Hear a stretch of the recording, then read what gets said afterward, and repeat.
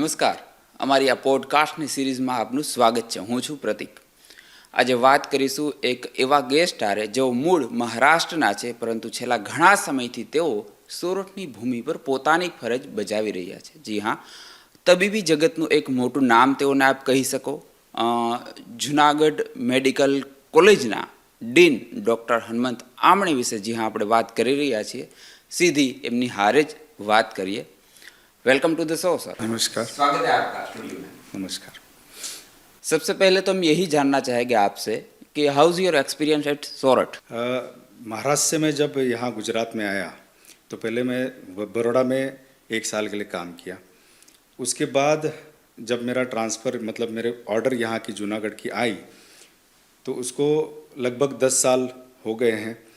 और 10 साल पहले मैं जब पहले यहाँ आया तो मुझे ऐसा लगा कि ये कौन सी सिटी में आ गया और मुझे यहाँ से जल्दी निकलना है, और मैंने ट्रांसफ़र के लिए अप्लाई भी किया था. लेकिन जैसे दिन गुज़रते गए तो मुझे जूनागढ़ का जो वातावरण है, जूनागढ़ के लोग हैं, काठियावाड़ी खाना है, ये बहुत अच्छा लगने लगा. और आज मैं चाहता हूँ कि मैं मेरा रिटायरमेंट तक जूनागढ़ में ही रहूँ. अगर कॉलेज की विशेषता की बात की जाए, स्पेशलिटी की बात की जाए, तो क्या ऐसा यहाँ पे खास है ताकि दूसरे जो स्टेट के स्टूडेंट्स हो या फिर दूसरे डिस्ट्रिक्ट के जो स्टूडेंट्स हो यहाँ पे एडमिशन लेने को चाहे? अभी ऐसा है कि पहले तो नीट के एग्ज़ाम के बाद जब क्रम आता है तो उसमें अहमदाबाद के कॉलेजेस, बड़ौदा के कॉलेजेस, उनको प्रेफरेंस दिया जाता है. पर मैं चाहता हूँ कि लोग जूनागढ़ में आए, हमारे कॉलेज का टीचिंग, हमारे कॉलेज का वातावरण, हमारे कॉलेज के फैकल्टी से मिले, देखे, जाने, परखे. और डेफिनेटली हमारे कॉलेज ने जितने 3-4 साल से प्रगति की है वो देखें और खुद ही सोचे कि अहमदाबाद का कॉलेज जूनागढ़ के कॉलेज के साथ कंपेरेटिव है कि नहीं है, और उस हिसाब से यहाँ आके अपना पढ़ाई कर सकते हैं. इन दिनों एआई का जादू चारों तरफ चल रहा है, एआई की बातें चारों ओर चल रही है. तो क्या लगता है मेडिकल की दुनिया में आने वाले दिनों में एआई का रोल क्या रहेगा? ऐसा है कि एआई जो है, ऐसा बोलते कि AI will replace human being, पर मेरा तो ये मानना है कि एआई कोई रिप्लेस नहीं कर सकता है. जॉब किसी के जाएंगे नहीं, बिकॉज एआई को अगर हम असिस्टेंट माने, सिर्फ असिस्टेंट माने, तो डेफिनेटली हम उसका मैक्सिमम सदुपयोग कर सकते हैं और उसको एज ए असिस्टेंट ही यूज़ करना है, तो वो हमारे ऊपर कभी हावी नहीं होगा. आप टोटली उसके ऊपर निर्भर रहो तो शायद उसकी वजह से आपके ऊपर वो हावी हो जाए. बट मेरे हिसाब से अगर एआई को हम मेडिकल में, प्रिस्क्रिप्शन राइटिंग में, डायग्नोसिस में उसका अगर इस्तेमाल करें तो एआई जैसी अच्छी चीज़ आज की दुनिया में कोई नहीं है. स्पेशली फ्रॉम योर साइड कोई विशेष प्रयास किए गए हैं एआई का एक अच्छा यूज़ किस तरीके से किया जाए? इसलिए यस, इसके लिए मैं अपना खुद का एग्जांपल देता हूँ. मेरे को अभी क्या है ना कि हम परमानेंट फैकल्टी जो होते हैं उनको अगर मैं महाराष्ट्र से हूँ तो मुझे यहाँ पे आके गुजराती की एग्ज़ाम देनी होती है, परीक्षा देनी होती है. तो मैं अभी फ़िलहाल पिछले 2 हफ्ते पहले गांधीनगर जाके निम्न श्रेणी गुजराती की एग्ज़ाम देकर आया हूँ. और उस टाइम पे मुझे गुजराती के बहुत सारे वर्ड समझ में नहीं आ रहे थे, तो मैंने एआई का उपयोग करके वो वर्ड्स बल्कि सेंटेंसेस समझे, जाने, परखे, और मुझे उसका इतना फ़ायदा हुआ कि मैं एग्ज़ाम में प्रॉपर रीते लिख पाया. वैसा ही मैं स्टूडेंट्स को बताना चाहूँगा कि अगर एआई का उपयोग मेडिकल टर्मिनोलॉजी, मेडिकल के जो डिफ़िकल्ट वर्ड्स होते हैं उसको समझने में अगर ज़्यादा उपयोग करें तो डेफिनेटली उसका फ़ायदा उनको फ्यूचर में होगा. अच्छा, हाल ही के दिनों में एक वीडियो वायरल हुआ था मेडिकल कॉलेज के कैंपस का, जिसको लेकर काफ़ी सारे विवाद भी हुए. इसके बाद आपकी ओर से एक रिएक्शन भी दिया गया. सो क्या था पूरा मामला, क्या था और किस तरीके से इसे टैकल किया गया? तो डॉक्टर का पहला कर्तव्य होता है पेशेंट की सेवा और संस्था की गरिमा. तो मैं अगर यहाँ पे काम कर रहा हूँ, मुझे सबसे पहले मुझे संस्था की गरिमा का ध्यान रखना पड़ेगा. उसके अलावा पेशेंट्स के सगे, पब्लिक, जनरल पब्लिक, उनका पूर्ण रूप से ध्यान रखना पड़ेगा. That is my first priority. उस प्रायोरिटी को ध्यान रखते हुए मैं मेरे फैकल्टी और स्टूडेंट्स के साथ हमेशा संवाद करता हूँ और उनको जो ऊपर से जो आती हुई गाइडलाइंस है उसके हिसाब से चलने की कोशिश करता हूँ। और ऐसा कोई विवाद होता है तो उस विवाद में मैं कोशिश करता हूँ कि उस विवाद को सीधे तरह से टैकल करें। स्टूडेंट्स का जैसे कि अभी जो वीडियो वायरल हुआ था, जो एक प्रकार ठीक है, अभी थोड़ा सा हमें उसमें लेट हुआ था प्रोग्राम में, बट उसके कई सारे रीज़न थे, जैसे बरसात हो गई थी और बाकी खूब सारे उसमें प्रॉब्लम्स थे। तो ये प्रॉब्लम्स जनरल पब्लिक को पता नहीं होती है, लेकिन हमने इमीडिएटली नेक्स्ट डे संडे हुआ छता हम लोगों ने मीटिंग बुलाई, सारे स्टूडेंट्स को बुलाया और उनको प्रॉपर ताकीद करके इस तरीके का भविष्य में ऐसा कोई प्रॉब्लम ना बने, ये हमने खास उनको बता दिया। अच्छा, मेडिकल कॉलेज का जिक्र हो और रैगिंग की बात ना हो ऐसा हो ही नहीं सकता, लेकिन ये खास आपसे जो है ना कहना चाहेंगे कि आपकी तरफ से काफ़ी सारे प्रयास इस बारे में हुए हैं। सो हम चाहेंगे कि आप दर्शकों को बताएं कि कैसे कैसे प्रयास आपके द्वारा किए गए रैगिंग को स्टॉप करने के लिए, और ख़ास तौर से इसमें से कैसी सफलता भी आपको हासिल हुई है अभी तक। यस, तो 2 साल पहले मैं डीन यहाँ पे बना, पहले मैं प्रोफेसर था उस टाइम पे भी और अभी भी। मेरा एक था कि भाई स्टूडेंट्स, अगर नए स्टूडेंट्स आते हैं तो वो अपना घर बार छोड़ के आते हैं और यहाँ आके उनको इतनी सारी तकलीफ़ें होती है, उनको समझना बहुत ही मुश्किल होता है। तो सीनियर्स अगर उनको परेशान करे तो मेरे लिए वो सबसे बड़ा चीज़ था। तो इसलिए मैंने जब 2 साल पहले डीन बना तो मैंने सबसे पहले हमारे कॉलेज में जब भी एडमिशन हो तो एडमिशन के पहले 2-3 महीने में जो रैगिंग का प्रकार होता है उसमें मैंने खुद राउंड लेना चालू किया। सभी हॉस्टल में जाएं कि वहाँ कोई रैगिंग का बनाव तो नहीं बन रहा है, वहाँ के स्टूडेंट्स के साथ संवाद करें, सीनियर्स के साथ संवाद करें। फिर मैंने अपने कॉलेज में जितने फैकल्टी है, हमारे जो वहीवटी ऑफिस में जितने भी लोग हैं, उनके 2-2 के ग्रुप बना के उनको रात के समय, स्पेशली ये जो रैगिंग का बनाव बनता है वो रात के समय बनता है।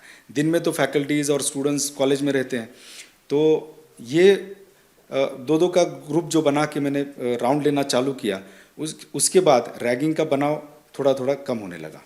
उसके बाद जो भी एनएमसी के जो गाइडलाइंस होती है कि ये आपको फॉलो करना है, जैसे कंप्लेंट बॉक्स हो, जैसे कि पोस्टर्स हो, बैनर्स हो, जिसमें लिखा होता है कि if you do ragging what are the punishments, वो सारा हमने हर जगह पे, हर कॉलेज, हर हॉस्टल में, अपने कॉलेज बिल्डिंग में हर जगह पे पोस्टर्स लगाए, उसके क्या क्या पनिशमेंट्स है।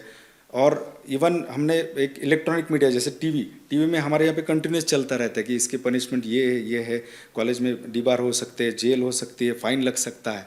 तो ये सारा देखते हुए सीनियर्स धीरे धीरे रैगिंग से दूर होते गए और आज ऐसा हुआ कि आज के जो परसों जो हमारे फंक्शन हुआ, जूनियर्स एंड सीनियर एक साथ मिल के उन्होंने वो फंक्शन एंजॉय किया। अच्छा, हमने रैगिंग की बात की, जूनागढ़ में तो ठीक है कि आपने अच्छे प्रयास किए, उनमें सक्सेस भी मिली, बट ओवरऑल तरीके से देखें तो अभी भी ये रैगिंग के जो किस्से हैं हमने सुनने को मिलते हैं, कई जगह है जहाँ पर अभी भी होते हैं।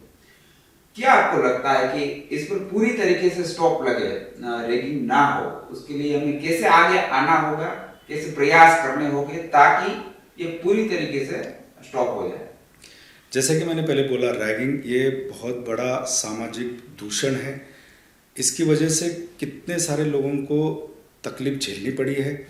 कुछ जगह पे हम न्यूज़ में देखते हैं, मीडिया में देखते हैं, कुछ जगह पे सुसाइड्स भी हुए, आत्महत्या हुई है रैगिंग की वजह से खास। तो इसको अगर बदलना है, इसको अगर ज़ीरो की तरफ जाना है, इसको कम करना है, तो सभी इंस्टीट्यूट्स को, सभी फैकल्टीज़ को साथ में बैठना पड़ेगा। डीन हो या प्रिंसिपल हो, साहब के साथ डिस्कस करना पड़ेगा, छोटे छोटे ग्रुप्स बनाने पड़ेंगे। रात में जो मैक्सिमम रैगिंग का जो बना होता है रात में होता है, उसमें जाना पड़ेगा। स्टूडेंट्स के साथ, सीनियर हो जूनियर हो, उनके साथ डिस्कशन करना पड़ेगा, संवाद करना पड़ेगा।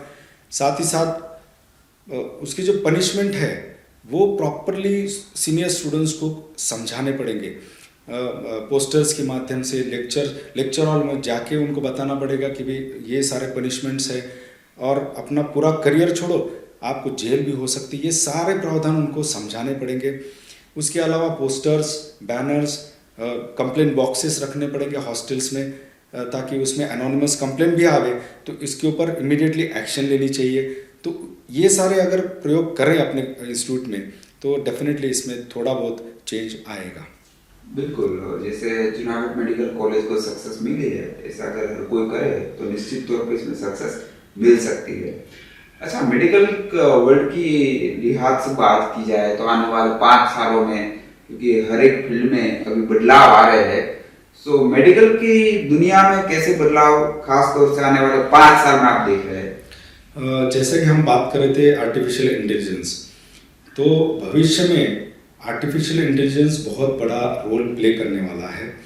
और मैं हमारे फैकल्टीज, हमारे स्टूडेंट्स को एक एडवाइस देना चाहूँगा कि आप समाज के साथ चलो और एआई का इस्तेमाल मैक्सिमम करो, लेकिन उसको असिस्टेंट के तौर पे इस्तेमाल करो। रोबोटिक सर्जरी आने वाले फ्यूचर में। उसके अलावा हम चाहते कि हमारे हॉस्पिटल को एक अद्यतन हॉस्पिटल बनावे। उसके लिए एमआरआई हमारे हॉस्पिटल अभी फिलहाल नहीं है, वो आ जाए। हमने गवर्नमेंट को रजूआत भी की है और टूंक समय में आने वाला भी है। और ये सारी चीज़ें हमारे यहाँ पे जूनागढ़ में अवेलेबल करें और 100% हम अगले 5 साल में इसको एक बड़ा हॉस्पिटल और कॉलेज को एक अच्छा और सरस इंस्टीट्यूट बनाने की कोशिश करेंगे।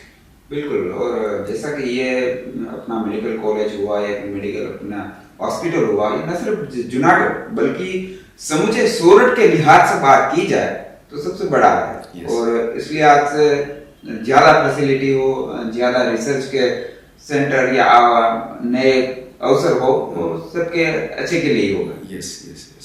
तो हम नए प्रोजेक्ट्स, नए रिसर्च, उसके अलावा एआई जैसे मैंने बोला, फिर रोबोटिक सर्जरी का, फिर उसके अलावा जो भी हमारे पास बड़े इक्विपमेंट अभी नहीं है वो सारे हम लाने की कोशिश करेंगे। और एक नॉट अहमदाबाद लेकिन कंपेरेबल इंस्टीट्यूट हम यहाँ पे बनाना चाहते हैं। बिल्कुल, बट अभी आफ्टर 12th साइंस जो स्टूडेंट्स स्पेशली मेडिकल के वर्ल्ड में एंट्री होना चाहते हो, काफी ऐसे स्टूडेंट्स हो गए जिनके मार्क्स कम हो गए, जो चाहते हुए भी एडमिशन नहीं ले पाएंगे। और इस दौरान हमें देखने को मिलता है, जानने सुनने को मिलता है कि कई ऐसे स्टूडेंट्स होते हैं जो सुसाइड कर लेते हैं। तो इन ऐसे जो माइंडसेट क्रिएट करते हैं, माइंडसेट बनाते हैं, उन्हें आप क्या एडवाइस दोगे? मेरा एक ही उनको सजेशन रहेगा कि लक्ष्य की प्राप्ति अगर ना हो तो ऐसा नहीं है कि ये दुनिया खत्म हो गई है या आपका पूरा करियर खत्म हो गया है। आपके पास इतनी सारी अपॉर्चुनिटीज आज की दुनिया में है, तो आप अगर एमबीबीएस में एडमिशन ना मिले तो डिप्रेशन की तरफ, एंजाइटी की तरफ, सुसाइडल थॉट्स की तरफ ना जाते हुए एक आप अच्छा अलग तरीके का एक नया चीज ढूंढे और उसमें आपका बेस्ट दें, नया करियर ढूंढे, उसमें आपका बेस्ट दें। बिल्कुल, दुनिया वहीं पे खत्म नहीं होती। यस, आपको प्रयास करना चाहिए। बिल्कुल। ऐसे स्टूडेंट्स को आप क्या एडवाइस दोगे जो जिसे उन्होंने ठान ही लिया है कि मेरे को डॉक्टर ही बनना है, बट मार्क्स कम है, फिर भी उन्हें एडमिशन वगैरह नहीं हो, तो 1-2 साल वो स्कीप करे, वेट करे, फिर भी उनके लिए अवकाश है, he can be A doctor? Yes, देखिए वेट करे तो चलेगा, 1 साल 2 साल तक ठीक है। उसके आगे आप डेफिनेटली कोई ऑल्टरनेटिव करियर ढूंढे, बिकॉज आपके जो मेन लाइफ के जो ईयर्स होते हैं उसको आप इस तरीके से वेस्ट करें कि भाई मुझे बस डॉक्टर ही बनना है, तो आपका करियर उस तरीके से बनेगा नहीं। तो आप 1-2 साल ट्राई कीजिए, अगर नहीं होता है तो डेफिनेटली अल्टरनेटिव करियर की। और बहुत सारी चीज़ें हैं, ऐसा नहीं है कि बस एमबीबीएस डॉक्टर ही बने तो आपको सारी चीज़ें मिल जाएगी या सक्सेस मिलेगा। आपको अगर सक्सेस मिलाना है तो आपको डेफिनेटली अल्टरनेटिव करियर में उसमें आपका बेस्ट दो, ये मेरा सबके लिए एडवाइस रहेगा। बिल्कुल। और अभी जो फर्स्ट ईयर के जो स्टूडेंट्स आते हैं आपके पास, ज्यादातर जब नए आते थे ना, उत्साह होता है, एनर्जी होती है कि मैं डॉक्टर बनना है, बट जब वो एंड तक पहुंचते हैं तो क्या आपको लगता है वो एनर्जी एंड तक, लास्ट ईयर तक वो बनी रहती है, फिर जो स्टूडेंट्स आए हुए होते हैं उनमें से आधे के पास ही वो एनर्जी होती है? ना, डेफिनेटली सारे के सारे स्टूडेंट्स के पास वो एनर्जी आखिर तक रहती है। उसके अलावा उनको एक पीजी के लिए तैयारी भी करनी पड़ती है, पोस्ट ग्रेजुएशन भी करना होता है, तो वो एनर्जी जो फर्स्ट ईयर में होती है वो डेफिनेटली आखिर तक बनी रहती है। और उसके उसके लिए जिम्मेदार शायद फैकल्टी मेंबर्स भी होते हैं जो उनको हमेशा मोटिवेट करते हैं, उनके सीनियर्स होते हैं, उनके पेरेंट्स होते हैं, तो वो एनर्जी हमेशा रहती है। अच्छा, मेडिकल वर्ल्ड की कोई सी बुक जो आपको बहुत पसंद है और जो उसके काफी इंस्पायर्ड हो, ऐसी कोई बुक? मेरे लिए तो जब मैं फर्स्ट ईयर में एडमिशन लिया था तो हमारे टाइम पे तो ग्रेज एनाटॉमी करके एक बुक होती थी, उससे मैं बहुत इंस्पायर हुआ हूँ।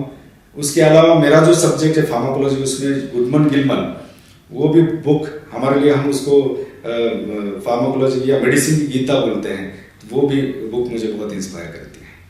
अच्छा, एंड तक हम आ गए हैं, सो आपका कोई सा लाइफ मंत्र जो आप हमारे दर्शकों के साथ साझा करना चाहें?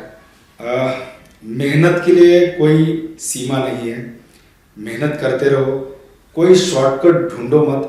जितनी आप मेहनत करोगे, प्रामाणिकता से काम करोगे, पढ़ाई करोगे, उतना सक्सेस आपको मिलेगा। यही मेरा ब्रीद वाक्य है। शुरू हमने जूनागढ़ से किया था, शुरू हमने सोरठ से किया था, ऑलमोस्ट 10 ईयर होने को आया, आप यहाँ पे जूनागढ़ में हो, तो जूनागढ़ और सोरठ की कोई दो ऐसी बात जो आपको बहुत अच्छी लगती हो, और वो दो बात जो आपको महाराष्ट्र आपको मिस न कराती हो? 100% सबसे बेस्ट तो काठियावाड़ी खाना, वो मुझे बहुत भाता है। उसके अलावा गिरनार की जो शांति है, गिरनार का जो निसर्ग है, वो बहुत मैं एंजॉय करता हूँ।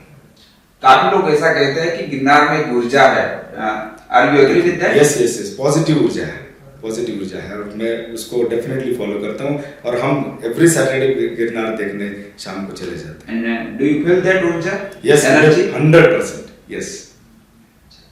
चलिए डॉक्टर साहब, thank you so much for your time. Thank you so much.